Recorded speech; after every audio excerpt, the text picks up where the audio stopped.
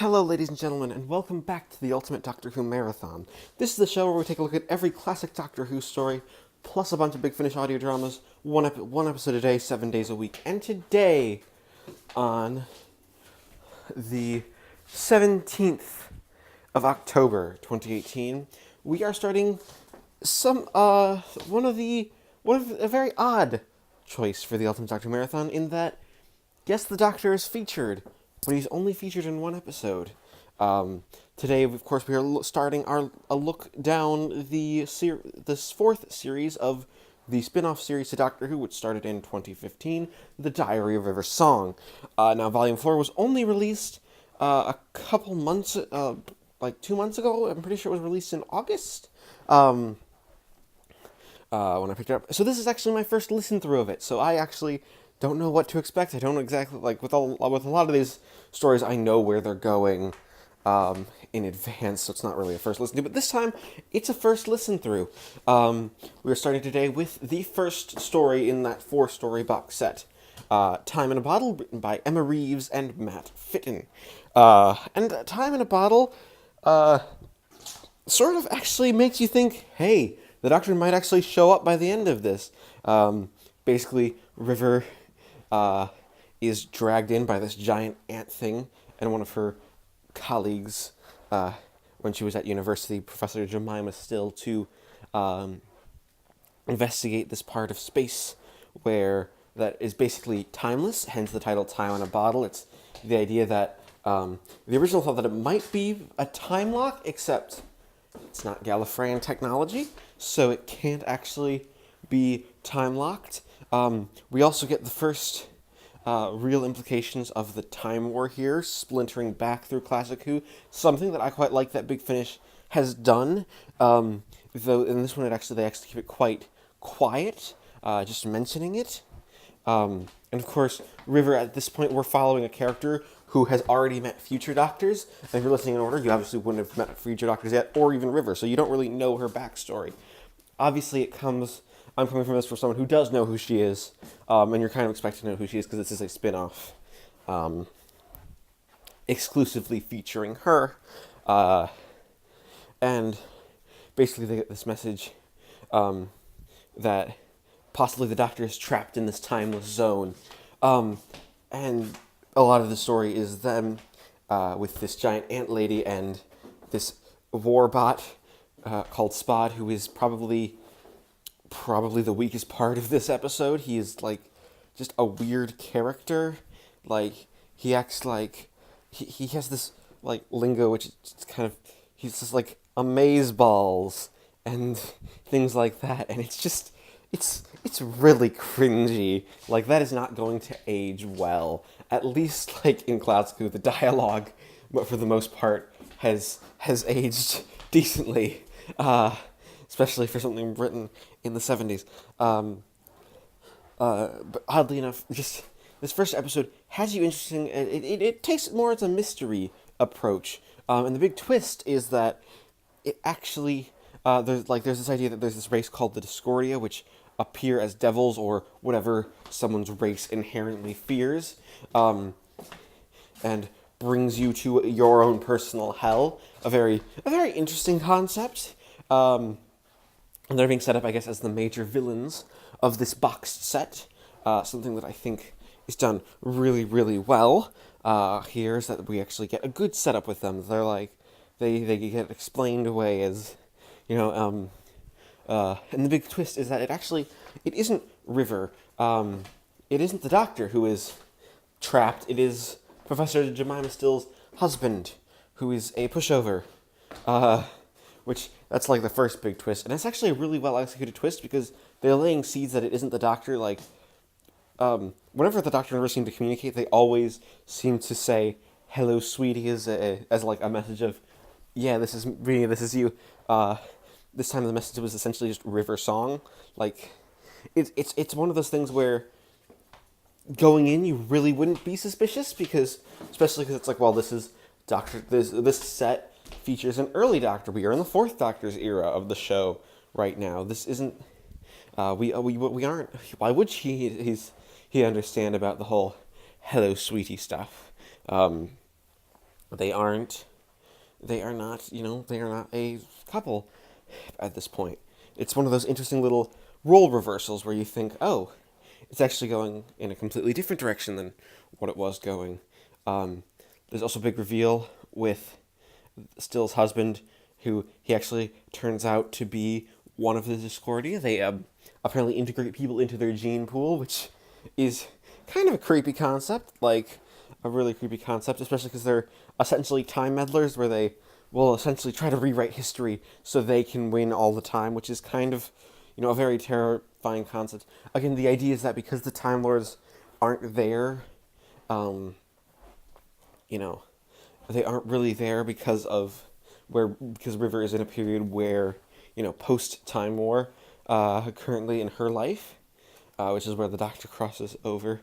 Because obviously, the whole Time War is like, there's a point in history where the Time Lords disappear, a period where they're gone because of, just because of the Time War, because the whole idea is that the Time War is this big, not non-linear, big event where you can't explain that Time Lords, they really aren't there.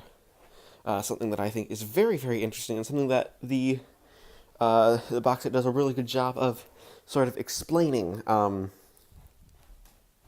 Emma Reeves and Matt Fitton have written a really, really good starting point for this box set, with just a couple of nitpicks, a couple of little minor foibles that I don't quite get along with. Mainly that the character of Spot is bad. But it's a really good start to the set.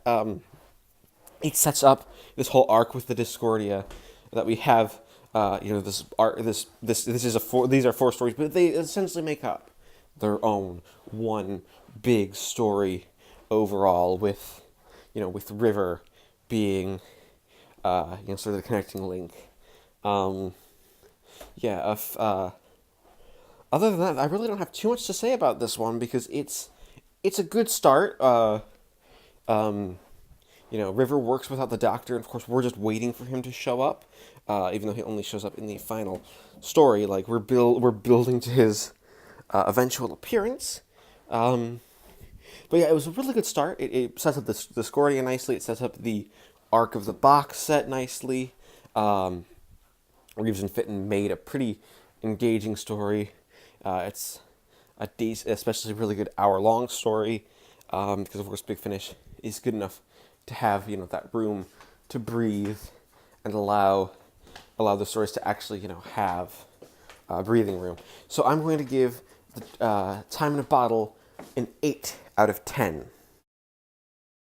All right, it is the 18th of October 2018, and I just finished listening to part 2 of the Diary of a River Song series for The Kings of Infinite Space by Donald McLeary. Now, what's interesting going in is that Donald McLeary is a new writer to Big Finish Productions. Before this, he'd only written an episode of the Lady Christina box set based off of the character from Planet of the Dead. And yeah, I don't know if he has any experience in writing audio, and I'm very much glad that the Big Finish are reaching out to new writers and trying them out on things. Obviously, he's the only new writer in this set. Emma Reeves has done some work. Matt Fitton and Matt Fitton and John Dorney are both very big in Doctor Who spheres. But I'm going to be quite honest. Kings of Infinite Space is not a very good time. It's very bland. It very much is just River Song does the chase, being the serial, the Hartnell serial. There isn't really mention of the Doctor. The whole through line of the Discordia is there. It's like we're escaping from the Discordia. Really, this only serves the purpose of we wanted to include a gut punch of the two of the surviving characters from the previous story being killed off, for very poorly defined reasons, which isn't really done as a gut punch. But it's not a very good episode. We have, there's a duplicate of River that she, for some reason, made with all her memories. That's something that I think that doesn't really make sense. Like it sounds like that's one of those things that you think characters would have the foresight to realize, maybe this whole thing will be used against me because it's got my memories. It's pretty much me. I don't understand where this specific story is coming from. Like it's doing the whole space, running through a bunch of planets while the Discordia chases us. But again, we don't really get much development of the Discordia as a villain. Obviously, Alex Kingston is great. I don't think Donald Leary obviously understands how to create a dramatic story in an hour. It's almost like they're like 3 or 4 mini stories that he's like, oh, I want to push them in here, but when really, like, cause you could only do one. Like, there's this weird through line of let's make fun of capitalism, I think, and consumerism, which it's supposed to be funny, but I just cringe at the humor. Like, it's not very well defined humor. It's pretty much, it's like, look at how horrible this consumerism is. There's our biting commentary. Not a very well defined sort of comment on society. Not a very well written comment on society. It's just poorly done. I'm sorry. It's not a very weird thing. Like, you have these characters who are like laughing like, ha! We have the charger you need for your vortex manipulator. What? Like, what? How? Wait, what? That just doesn't make sense. Like, it's like, oh, it's like, let's just quickly solve the problem, like, with no real substance. It doesn't feel right. It's a weird jaunt down, down this idea that, like, oh, the vortex manipulator's broken, so River gets it fixed immediately. Spuds can't go through the vortex without dying, so he dies. The ant lady, I can never remember her name, gets killed. The android River somehow can break with her programming. Like, that just comes out of nowhere. This is a story where just a lot of stuff comes out of nowhere.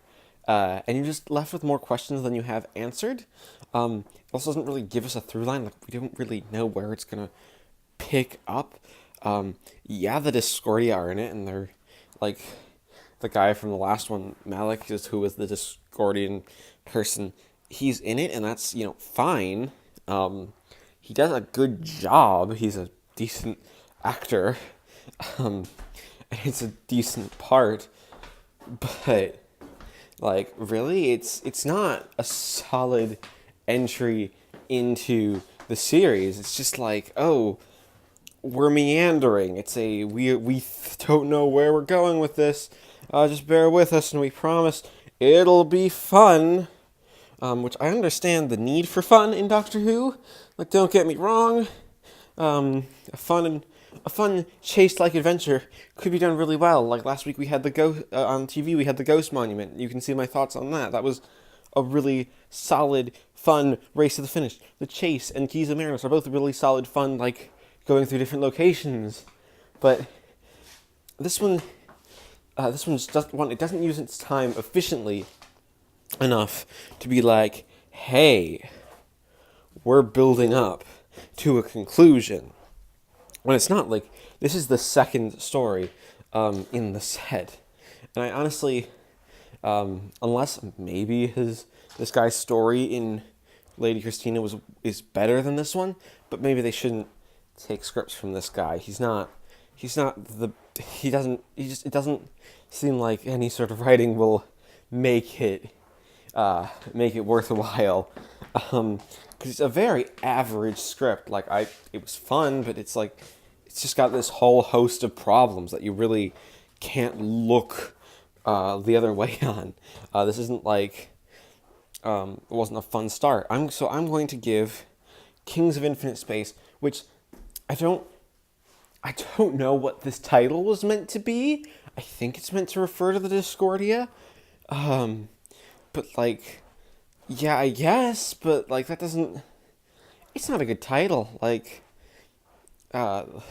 it's one of those this is just a story that I can't get behind because it's like it's not well thought out. So I'm going to give Kings of Infinite Space a 5 out of 10. All right, it is the 19th of October 2018, and I just finished listening to the third installment of The Diary of River Song, Volume 2. This one, of course, being Who Done It, which is it's essentially, this is Matt Fitton's second script for this box set. He co-wrote the first installment with Emma Reeves. And the lovely Matt Fitton writes basically a send-up to the old movie Clue with Tim Curry. You have River in her Melody Malone persona going to this old house where a murder has already happened. She's missing her husband, Franz Kafka, the author, and well, I guess you could call him a philosopher. He is essentially a philosopher, as a lot of his fictional writings are very philosophically minded and very, very, interesting statements on the human condition. Something that I think is very, very important to note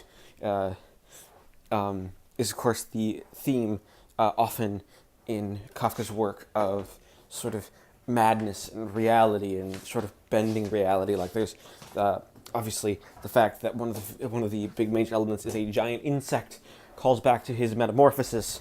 The whole trial sequence calls to his short story, The Trial, and all these they're rather large literary references. But what's nice is that you can, if someone who has never actually read Kafka can get a decent understanding of who he is and where he comes from, what he's like as a person, like some of his ideas.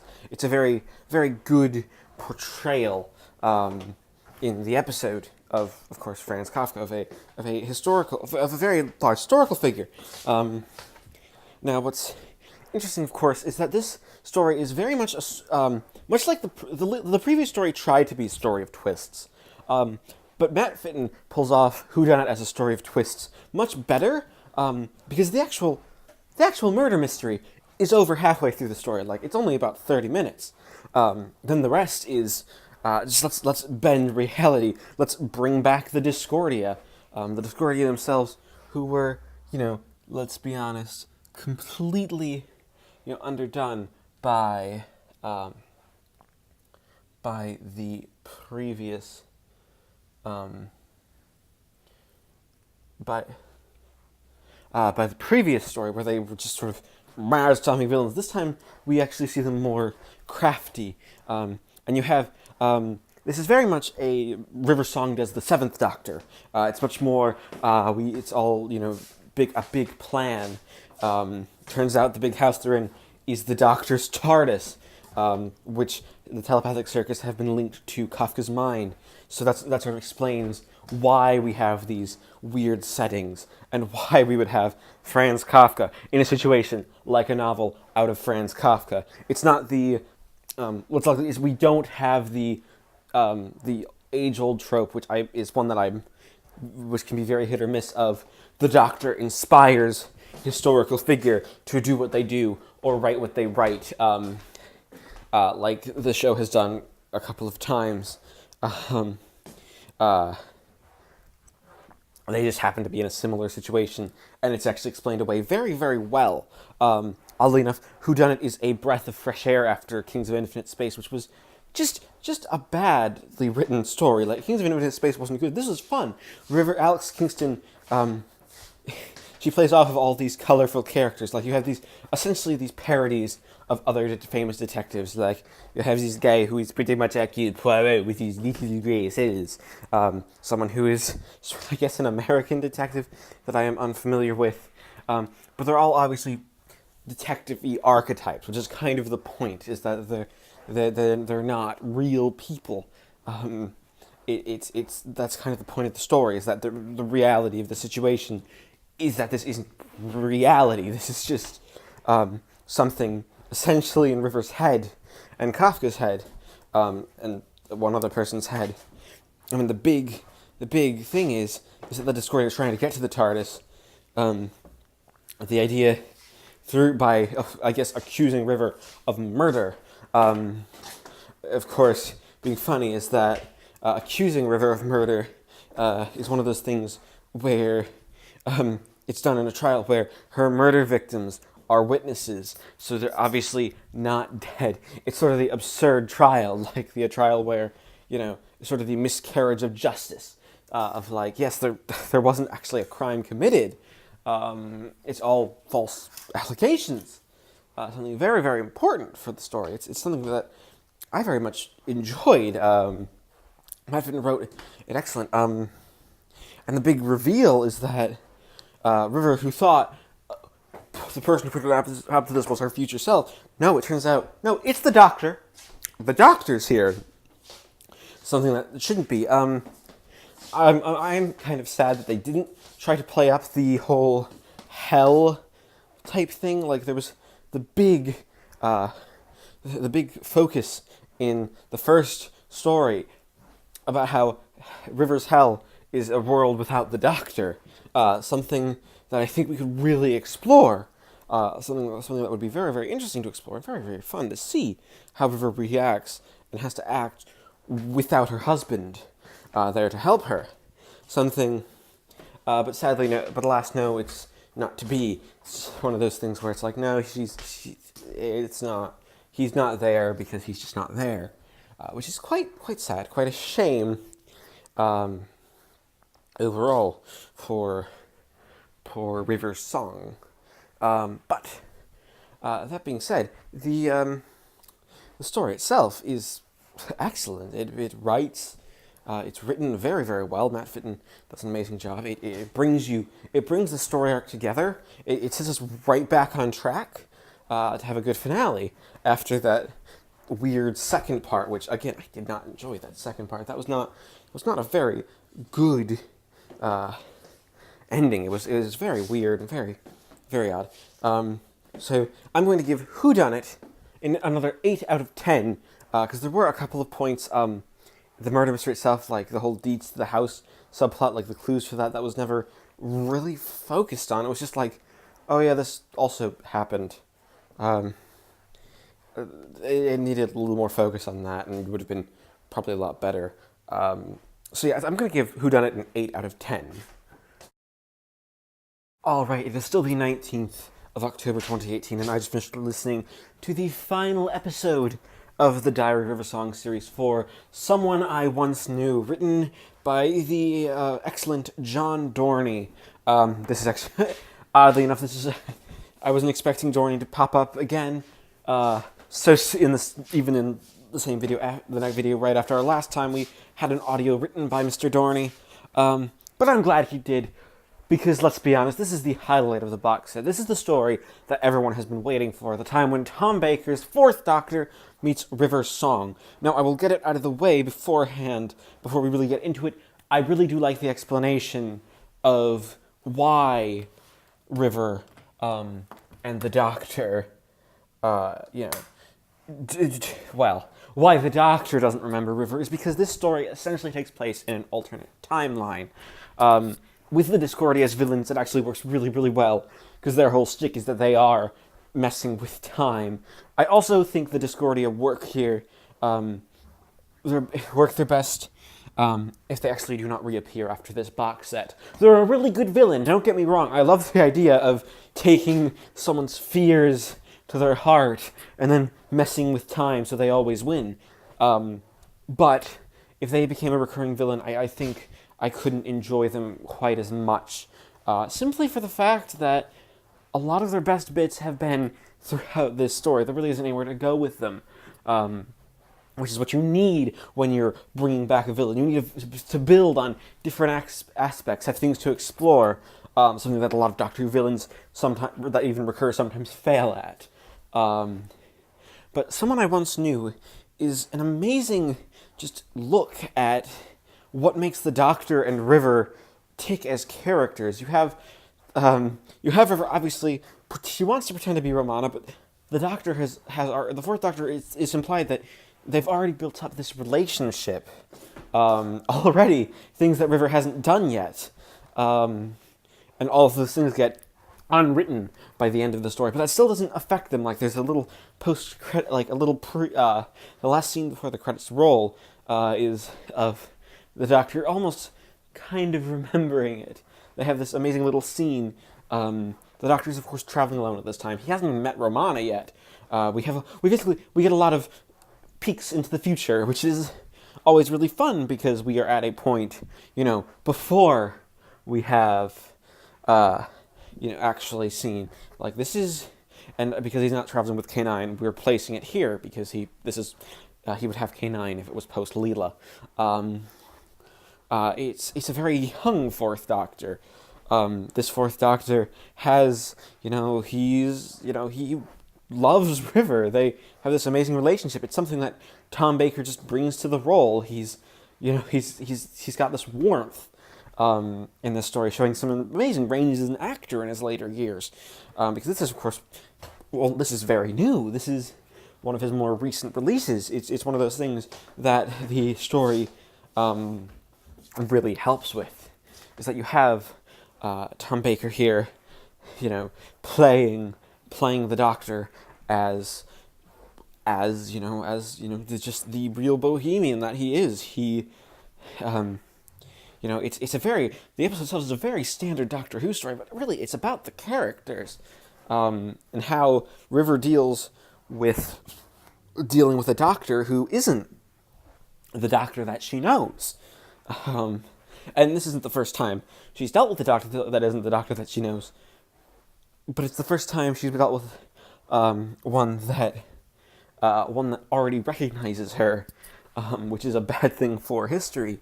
And it's amazing what length River tries to go just try to figure out what's going on. Like, it shows how much she's grown as a character. If you're looking back from her New Who appearances, that right here she is willing to give everything up. Everything up so that she's done about the Doctor. She's willing to hurt him just so the universe will survive. Something that I think is done really, really well. Played well by both Tom Baker and Alex Kingston. Like, they have a really good dynamic. And don't get me wrong, this is very much River's story as much as it is the Doctor's. It also does some really interesting stuff with creating the Discordia as a group of villains. They're not. They are, in fact, a big evil race, and though they get much more fleshed out here. We get looks into who they are as characters, that they have an actual rebellion. They have people who, yes, want to live and have power, but also don't want to destroy the universe because of it, because, well, destroying the universe wouldn't be a good thing. We also play around with aspects of the Time War.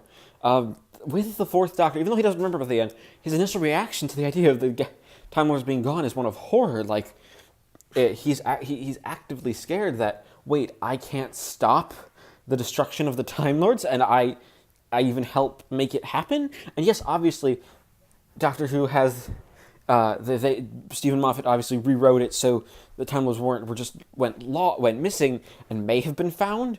We don't really have even confirmation that they're fully back yet. Of course, the idea is that, of course, the Time War has just affected the timelines as a whole. It's almost like we are out of phase. So wherever Time Lords appear, we are obviously in a timeline not affected by the Time War. Something that is very, very interesting. It's a very fun way of playing around with it, allowing you to have, Time Lords appear and not appear in certain areas of the story. It's a really solid. I really do enjoy it.